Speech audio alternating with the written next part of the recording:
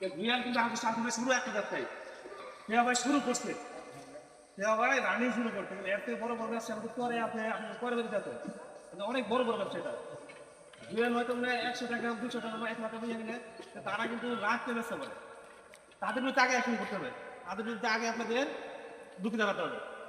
তাদেরকে রাখতে রুখে দাঁড়াতে হলে জুয়েল এমনি ঠিক হয়ে যাবে, জুয়েল এমনি ভালো হয়ে যাবে।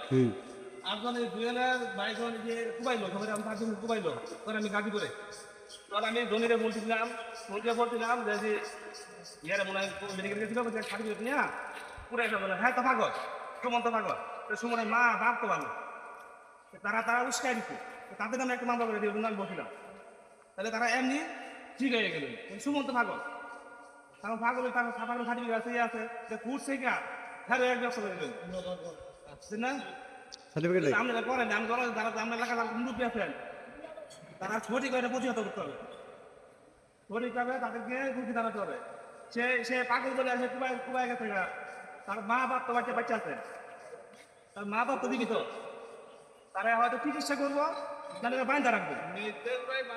হ্যাঁ চলাম নির্দেশ বাবা লাগে মা, তাদেরকে হয়তো বাইন্দা রাখবো না চিকিৎসা করবো, একদম ছাইরা দিয়া উমের পাগল বানায়া মানুষের কুবাই বলে তো হইতে পারে না।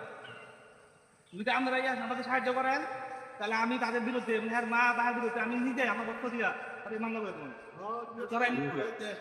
তেমন সাহায্য করেন। আপনারা আপনারা দেখছেন আমি মনে করি এই মাদকের ক্ষেত্রে খুবই সোচ্চার প্রতিরোধ করার জন্য। আপনারা আমার সাহায্য করেন, আমি নিজে আর বাপ মারে ধরাই মামলা করে দেবো উপরে থেকে। আমরা একমত। হয়তো সুমনের চিকিৎসা করে করবো তাহলে